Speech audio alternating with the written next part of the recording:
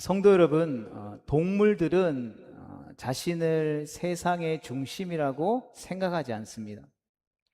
크기가 작은 동물이건 크건 또 힘이 세건 약하건 여러분 어떤 동물이든지 간에 내가 이 온 우주 만물의 중심이다라고 외치는 동물은 없죠. 그런데 이상하게도 인간은 어디를 가나 자신이 세상의 중심이라는 사실을 외칩니다. 인간의 역사를 살펴보면 다 그러한 외침 때문에 이 역사가 흘러왔다고 해도 과언이 아닐 정도입니다.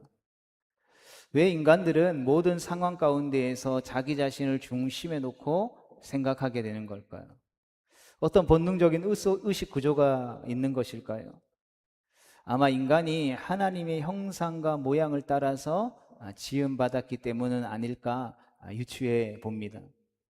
즉 하나님의 DNA가 있는 인간은 자신의 어떤 주변 환경들을 살피고 파악해서 상황을 해석하고 또 그 상황에 대한 의미들을 부여하고자 한다라는 것이죠.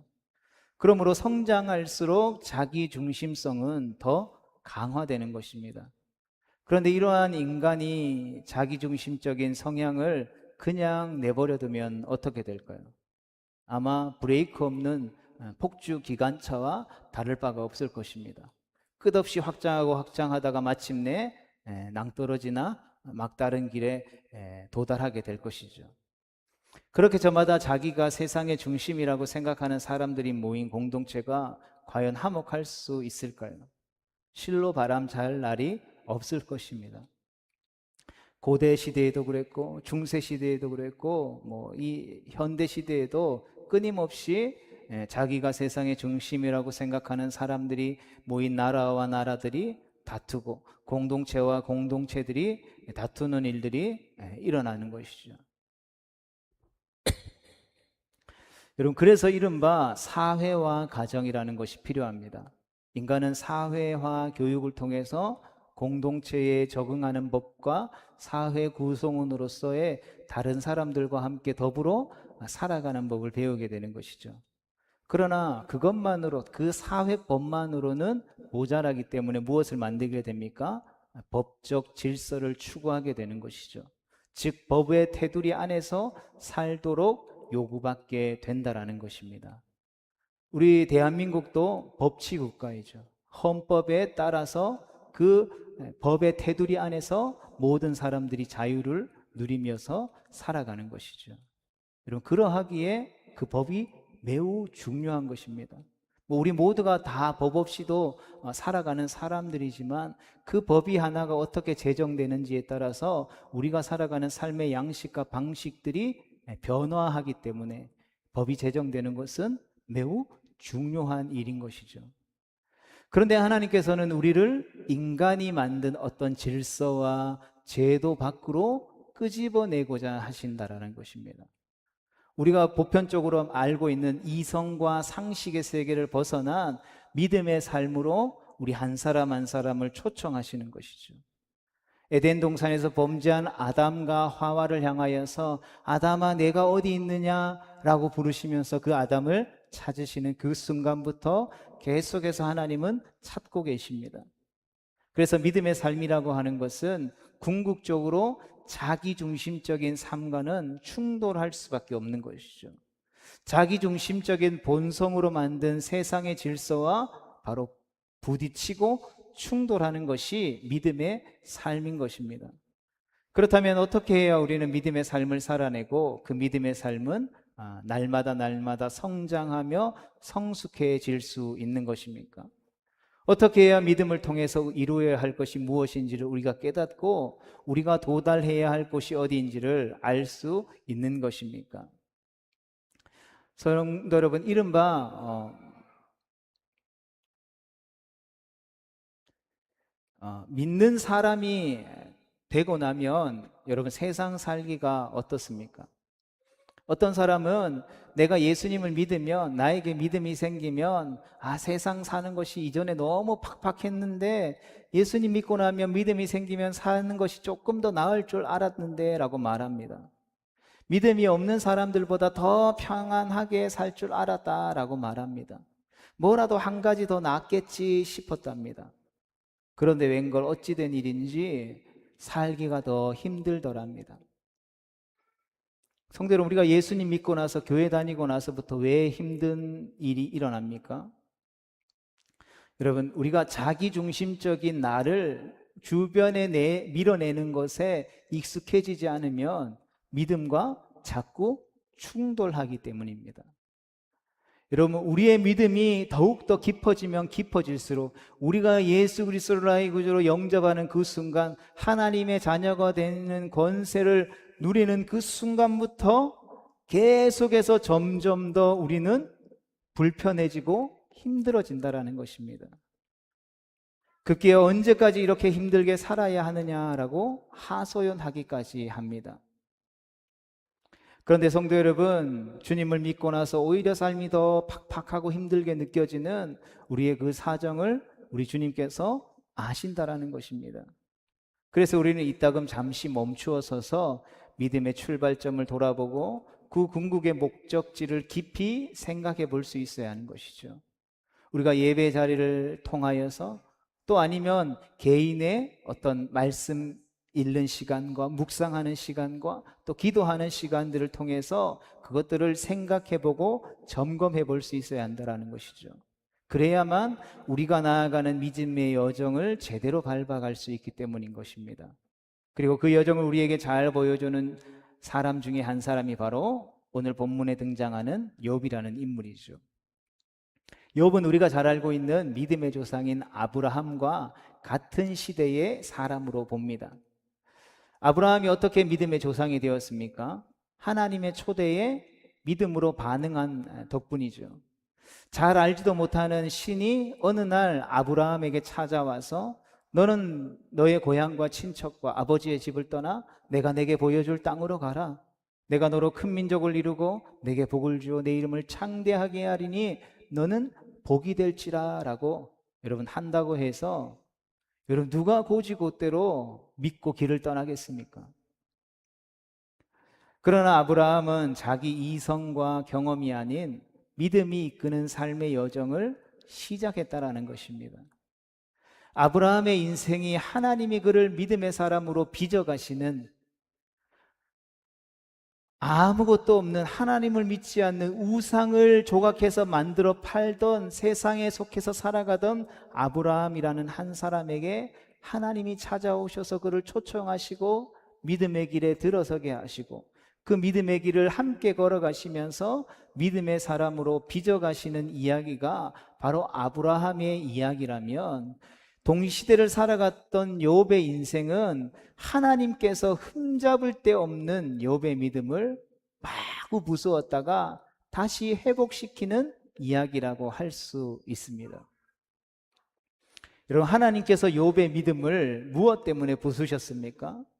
바로 욥의 믿음을 하나님이 원하시는 수준으로 높이기 위함인 것입니다. 이는 하나님 중심으로 살고 있다라고 자타가 공인하는 그런 훌륭한 신앙이조차도 궁극적으로는 하나님을 만나는 데까지 이르지 못하는 일이 있기 때문이라는 것이죠. 여러분, 어느 부모가 태어난 자녀가 평생 미숙한 채로 살아가면서 머물기를 원하겠습니까? 그런 사람은 아무도 없습니다. 다 자녀들이 때를 따라서 배울 것을 배우고 성장해서 건강하게 자라기를 원하죠. 그래서 하나님은 욥의 좋은 신앙을 산상조각 내신 것입니다. 원래 욥은 믿음에 관해서는 하나님의 자랑거리였습니다. 우리가 살펴보았죠. 어디에 내놓아도 칭찬받을 자녀, 누가 봐도 훌륭한 신앙인이었습니다.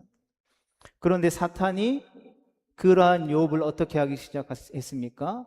거짓말로 모함하기 시작합니다. 욥이 믿음이 좋다라는 사실은 널리 알려진 사실이지만 그럴 만한 이유가 있지 않겠냐라는 것입니다.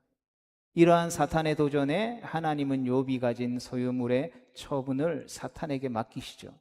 심지어는 자녀들까지도. 그러나 그의 생명, 그의 몸은 결코 건드려서는 안 된다라는 한계를 두십니다. 이렇게 해서 우리가 잘 아는 대로 욥의 고난이 시작되었습니다. 욥은 느닷없이 고난의 한복판에 내던져진 것이죠. 그러나 우리가 잘 알고 있는 대로 끝내 믿음을 저버리지 않았습니다. 오히려 내가 모태에서 알몸으로 나왔은즉 또한 알몸이 그리로 돌아가올지라. 주신 이도 여호와시요 거두신 이도 여호와이시오니 여호와의 이름이 찬송을 받으실지니이다 하고 하나님을 찬양하며 하나님 앞에 예배드렸습니다. 욥의 믿음이 이처럼 확인되었는데 사단은 쉽게 물러서지 않고 거듭거듭 거짓말로 계속해서 욥을 모함합니다. 결국 온몸에 종기가 생기고 그의 사랑하는 아내가 그를 저주하며 떠나게 되죠. 성도 여러분, 사탄이 욥을 참소하는 이유는 무엇입니까? 욥의 믿음이 좋은 이유가 있다라는 것을 증명하려는 것입니다. 아무런 까닭 없이 믿음이 좋을 리가 있겠나라는 것입니다. 그렇다면 하나님이 사단에게 욥의 시험을 허락하신 이유는 무엇이겠습니까? 욥의 믿음이 과연 반듯하다라면 까닭 없이도 하나님의 주권을 인정할 줄 알아야 하는데 그것을 확인하시고자 하는 것입니다. 여러분, 이것이 바로 욥이 시험받는 이유인 것이죠. 여러분, 소위 잘 먹고 잘 사니까, 소위 일이 잘 풀리니까, 소위 자식 복이 넘치니까, 그러니까 하나님을 믿는 것 아니냐라는 질문 앞에 선 것입니다. 성도 여러분, 이 질문은 오늘날 예배하는 우리에게도 유효합니다. 여러분, 우리는 어떤 이유 때문에 하나님을 믿습니까? 하나님을 믿는데 여러분 어떤 이유가 있어야 하는 것입니까? 여러분, 한번 곰곰이 생각해 보십시오. 8월 19일 수요일 저녁 7시 30분 수요예배 나오는 이유가 무엇입니까? 여러분, 이 예배 가운데 나와서 여러분 무엇을 얻기를 원하십니까? 여러분, 우리 가운데 어떤 믿음이 있기 때문에 우리는 이 예배 가운데 나와서 하나님을 찬양하고 하나님의 말씀을 듣고 있는 것입니까? 여러분, 그런 면에서 사실 욥만 믿음이 좋은 것이 아니라 하나님도 믿음이 좋은 분이시라는 것을 우리가 알 수 있죠. 사단의 이러한 거짓된 모함이 맞는지 어디 한번 시험해 보라고 하실 정도로 어떻게 하신 것입니까? 욥을 믿었다라는 것입니다. 문제는 욥이 시험에 붙을락 말락 간당 한다라는 것이죠. 어떻게 보면 우리가 지난번에 2번의 시간을 통해서 욥의 삶을 우리가 살펴봤죠. 어떻게 보면 욥은 하나님의 비위를 맞추기 위해서 전심전력을 다해 살아온 사람이었습니다. 어쩌면 하나님이 주신 이 재물, 하나님이 내게 주신 소중한 그 자녀들, 이 모든 것들을 한순간에 거두어 가시면 어떡하지? 혹시나 자녀들이 먹고 마시고 화목하고 우애 좋게 지내다가 실수로 하나님을 욕할까봐 그들이 먹고 마시고 자고 다음날 아침에 일어나면 새벽같이 그 자녀들의 수요대로 번제물을 담아서 하나님 앞에 제사를 드릴 정도로 노심초사하며 살았던 인물입니다. 그런데 그럼에도 불구하고 욥의 우려가 현실이 되어서 정말로 한날 한순간에 하나님이 모든 것을 다 가져가셨는데 용케도 욥은 믿음을 저버리지 않았습니다. 이제 욥은 더욱더 견딜 수 없는 상황에 놓이게 되죠. 그의 친구들이 그의 믿음을 비난하고 나선 것입니다. 이런 일종의 인과응보론적 비난이죠.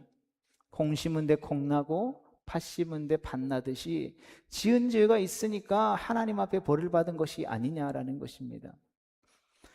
욥에게 닥친 불행이 분명히 죄 때문이기 때문에 욥 너 회개해야 돼 라고 다그친 것이죠. 그러나 욥은 아무리 생각해도 회개할 것이 없다라고 말합니다. 그래서 욥과 그의 친구들 사이에 격렬한 논쟁이 벌어지는 것이죠. 그러한 격렬한 논쟁이 욥기 초반부터 거의 40장에 이르는 내용이 계속해서 그 격렬한 논쟁인 것입니다. 차라리 죄 때문에 그 죄의 결과로 인해서 고난을 받는다면 억울하지도 않겠는데 아무리 죄 없이 아무 죄 없이 고난을 받는다라고 생각하니 욥은 자신을 찾아와 자신을 위로한답시고 이야기하는 친구들의 비난을 도저히 수용할 수 없었습니다. 급기야 하나님 앞에 내 마음이 뼈를 깎는 고통을 겪느니 차라리 숨이 막히는 것과 죽는 것을 택하리이다. 내가 생명을 싫어하고 영원히 살기를 원하지 아니하오니 나를 놓아소서. 내 날은 헛것이니이다라고 하소연하기에 이르는 것이죠. 성도 여러분, 이처럼 인과응보론적인 신앙가는 이해할 수 없는 고난을 만난 사람을 좌절케 하고 막다른 길로 내몰고 만다라는 것이죠. 삶의 주관자이신 하나님이 주신 자유를 고난의 무게가 짓누르기에 그렇습니다. 하나님을 믿지만 하나님의 임재보다 지금 내가 겪고 있는 고통의 무게가 더욱더 묵직하게 느껴질 때에 왜 하나님은 나를 이 고통 가운데에서 건져내 주시지 않는가 하며 조바심을 느끼지 않겠습니까? 그리고 그것이 더욱더 심해지면 차라리 그냥 빨리 죽었으면 좋겠다라는 생각이 들지 않겠습니까? 극단으로 치달으면 나에게 부당한 고통을 가하시는 하나님보다도 내가 더 의로운 존재가 되기도 한다라는 것이죠. 욥이 그의 무죄를 주장하는 데는 자신의 의로움에 대한 철석 같은 믿음이 있었기 때문인 것입니다. 욥기 23장 10절의 말씀에 보면 그는 내가 가는 길을 그가 아시나니 그가 나를 단련하신 후에 내가 순금과 같이 되어 나으리라 라고 주장하기도 했습니다. 우리 찬양으로 많이 고백하는 말씀 구절이죠. 여러분, 그런데 이 찬양, 단련받고 더 좋아진다라는 뜻이 아니라 이런 이 원어를 살펴보면 이 앞뒤 문맥들을 살펴보면 주님이 나에게 허락하신 이 고통을 통해서 주님이 나를 단련하신다 할지라도 나는 흠잡을 데가 없다라는 뜻이 원래 이 본문의 말씀의 뜻입니다. 우리가 잘 아는 것처럼 내가 지금 이런 고난과 연단을 받지만 하나님, 내가 이 연단을 통해서 더 믿음 좋은 사람으로 성장할 것입니다. 여러분, 이 이야기를 하는 본문의 내용이 아니라 하나님이 그렇게 해서 나를 아무리 단련하실지라도 나는 흠잡을 데가 없습니다 라는 뜻이라는 것이죠. 이처럼 하나님은 욥이 친구들과 격렬한 논쟁을 펼쳐도 침묵하셨습니다. 어쩌면 일부러 하나님이 침묵하시는 것만 같았습니다. 욥의 믿음을 믿으신다면 슬그머니 찾아와서 여러분 밤마다 그 가슴을 치며 욥이 기도했겠지 않습니까? 다가와서 토닥여 주시면서 위로해 주실 법도 한데 하나님은 미동도 없으십니다. 하나님은 욥의 고난을 해결해 주시기보다 그를 더욱더 깊은 진리로 인도해 가신다라는 것이죠. 여러분, 하나님과 인간의 관계라는 것이 어떠한 원리에서 맺어지는가를 알려주는 것입니다. 성도 여러분, 우리는 구원이라고 하면 대개 내가 지금 겪고 있는 어려움과 상황과 문제들로부터 건져냄을 받는 것을 떠올리게 되죠, 머릿속에. 그러나 하나님은 구원이라는 것이 본질적으로 창조의 개념에서 비롯된 것이다라고 말씀해 주고 있다라는 것입니다. 내내 침묵하시던 하나님이 폭풍우 가운데 갑자기 나타나서 욥에게 질문을 막 퍼부으십니다. 욥기 38장 2절과 4절의 말씀을 같이 읽어보겠습니다. 시작.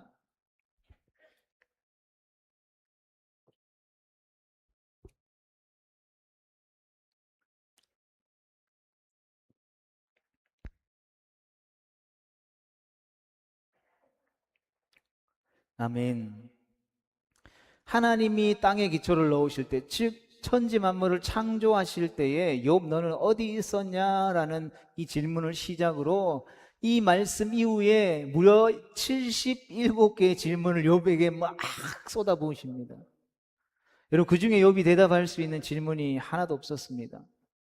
물론 오늘날 우리가 살아가면서 과학이라는 부분이 여러 가지 부분들을, 이 질문 중에 여러 가지 부분들을 설명해 주고 있지만, 하나님이 창조의 질서의 기초를 놓으셨다라는 그 놀라운 선언에 대해서는 지금도 여러분 그 누구도 답할 수 없습니다. 예를 들어 우리가 삶의 여러 가지 문제들과 상황들로 인해서 힘들어 죽겠습니다 하나님 하고 부르짖을 때에, 그래 내가 다 해결해 줄게 라고 위로해 주시는 것이 아니라, 내가 어떻게 천지 만물을 창조했고 지금까지 다스리고 있는지 한번 봐봐 라고 말씀하시는 것 같다라는 것이죠. 그럼 그때 우리는 무엇을 생각을 하겠습니까? 하나님 지금 이거 도와달라고, 이거 해결해 달라고요. 하나님 천지 만물 지으신 거 다 알아요. 근데 지금 내게 중요한 건 지금 이 문제가 해결되는 거잖아요 라고 이야기한다라는 것이죠. 여러분, 발밑에 놓인 문제로 죽을 것만 같은데 우리의 시선을 하나님이 어디로 돌리시는 것입니까? 온 천지 만물, 하나님이 창조하신 이 우주 만물을 바라보라라고 하시는 것입니다. 성도 여러분, 전혀 공감 안 될 수도 있지만 여러분, 이것이 바로 우리의 신앙의 성숙을 위해 반드시 우리가 맞닥뜨려야 할 믿음의 변곡점인 것입니다. 여러분, 구원이라는 것이 지극히 개인적인 사건 같아 보이지만 여러분, 지극히 공동체적이고 지극히 우주적인 사건입니다. 여러분, 고난 중에도 눈을 들어 하늘을 바라보고 별을 세어봐야 하는 이유가 바로 그것인 것이죠. 여러분, 우리가 고통 중에 하나님 앞에 문제를 해결해 달라고 간절히 부르짖을 때에, 하나님은 내가 바다에 샘들이 들어갔었느냐, 깊은 물 밑으로 걸어 다녀 보았느냐, 내가 하늘의 궤도를 아느냐, 하늘로 하여금 그 법칙을 땅에 베풀게 하겠느냐 하고 선문과 같은 말씀만을 하실 수 있다라는 것이죠. 그러나 이것은 구원의 뿌리가 창조 질서에 있다라는 사실들을 깨달아 알라고 하시는 말씀이라는 것을 우리는 반드시 기억할 수 있어야 하는 것입니다. 하나님이 창조 질서에 관한 이와 같은 이야기를 마치시자 욥이 오늘 본문 4절과 6절의 말씀에서 이렇게 고백하죠. 같이 읽어보겠습니다. 시작. 내가 말하겠사오니 주는 들으시고, 내가 주께 묻겠사오니 주여 내게 알게 하옵소서. 내가 주께 대하여 귀로 듣기만 하였사오나 이제는 눈으로 주를 배움나이다. 그러므로 내가 스스로 거두어드리고 티끌과 제 가운데에서 회개하나이다. 아멘. 성도 여러분, 욥은 지금까지 내가 대체 무슨 잘못을 했는가 하고 하나님 앞에, 그리고 친구들 앞에 항변했지만 마침내 하나님께서 응답하신 그 응답을 받으니 자신이 그동안 겪었던 고난과 상황과 일들이 일순간에 사라져버리는, 해결되어져 버리는, 그 모든 답을 알 수 없는 그 문제들이 해답이 풀리게 되는 경험을 하게 되었다라는 것입니다.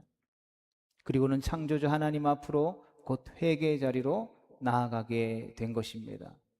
여러분, 이것은 논쟁의 결과가 아닙니다. 하나님의 창조 질서 앞에 여러분 자연스럽게 회개한 결과인 것이죠. 이제 하나님이 결론을 내려주십니다. 42장 7절의 말씀을 봅니다.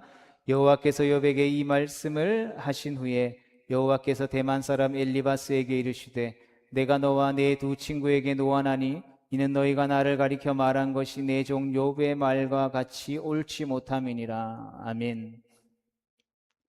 여러분, 욥은 하나님 앞에 대들며 설명을 요구했습니다. 하지만 욥의 세 친구는 어떠했습니까? 하나님 앞에 단 한마디도 묻지 않았습니다.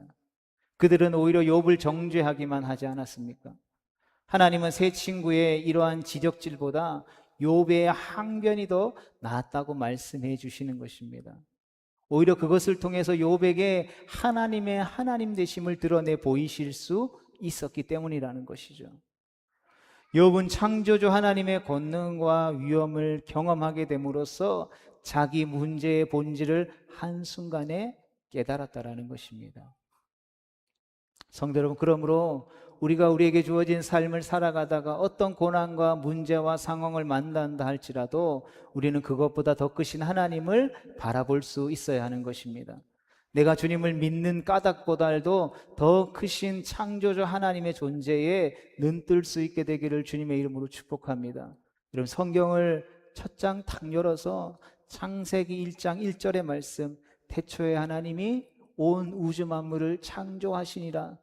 여러분, 이 말씀이 믿어지면요, 우리의 삶에 일어나고 있는 문제들은 여러분 하나님보다 클 수가 없다라는 것입니다. 우리가 믿는 이유는 여러분 지극히 작은 이유에 불과한 것입니다. 여러분, 믿음의 목적이라고 하는 것은 고난 가운데에서도 하나님이 창조 질서를 이루어 가시며 섭리하고 계심을 믿음 가운데 발견하는 것이라는 것이죠. 태초의 말씀으로 온 천지 만물을 창조하신 창조주 하나님이시라면 그 하나님의 형상대로 우리가 지음받았고, 그 하나님께서 우리의 삶을 오늘도 다스리고 통치하고 역사하시는 만왕의 왕이요 만주의 주가 되신다라는 사실들을 우리가 확신한다면, 그 하나님의 능히 하지 못할 것이 없는 능력이 우리의 삶을 휘감고 있다라는 사실들을 우리가 확신한다면, 여러분, 우리의 삶에 일어나는 문제들은 더 이상 문제가 될 수 없는 것입니다. 왜 우리의 삶에 일어나는 문제가 문제되어지는 것입니까? 그 문제로 인해서 우리의 눈이 잠시 가려졌기 때문인 것입니다. 우리의 시선이 하나님께로만 향해 있는 것이 아니라 하나님이 아닌 문제로 시선이 향했을 때에 그것이 문제되어지는 것입니다. 당장 내 문제가 어렵고 힘들지라도 우리가 믿음의 여정을 제대로 밟아가려면 믿음이 향하는 궁극의 목적지를 알아야 한다는 것이죠.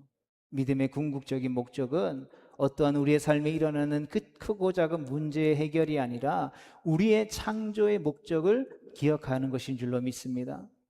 즉 이사야의 말씀처럼 이 백성은 내가 나를 위하여 지었나니 나를 찬송하게 하려 함이라 라고 하신 말씀을 기억하는 것입니다.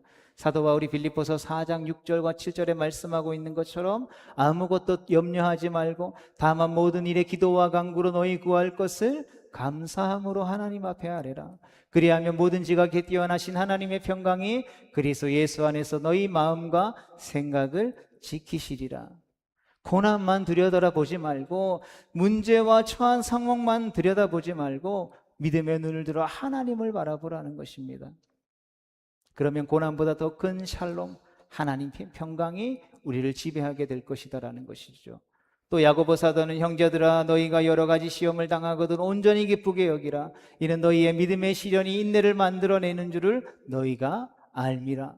인내를 온전히 이루라. 이는 너희로 온전하고 구비하여 조금도 부족함이 없게 하려 함이라 라고 권면했는 것입니다. 성도 여러분, 인내할 수 있기를 축복합니다. 그러면 구원을 넘은 창조의 하나님을 우리가 만나게 될 것입니다. 하나님은 창조주요 구원자요 다시 오실 심판자이십니다. 그분이 지신 십자가를 바라보고 그분이 창조하신 세계에 숨어있는 하나님의 섭리하심에 우리가 눈뜰 수 있게 되기를 주님의 이름으로 축복합니다. 그리하여 우리의 삶 가운데 마주하게 되는 문제와 고난이 점점 더 작아져서 어느 날 문득 눈앞에서 호련히 사라지는 경험을 하게 되기를 주님의 이름으로 축복합니다. 사랑하는 성도 여러분, 우리가 살아가는 이 세상은 결코 좋아지지 않습니다. 세상은 점점 더 악해질 것입니다. 날이 갈수록 세상이 더 좋아질 것이다라는 세상의 말은 하나님을 믿지 않는 진화론자들의 속임수일 뿐이라는 것입니다. 세상 속에서 살아가는 우리는 오늘도 내일도 환난을 마주하게 될 것입니다. 그러나 우리 주님은 말씀하십니다. 너희가 환난을 당하나 담대하라. 내가 세상을 이기었노라. 아멘. 우리가 이 말씀을 기억함으로 날마다 성숙한 믿음으로 자라나 승리하는 복된 하나님의 백성 되어질 수 있게 되기를 주님의 이름으로 축복합니다.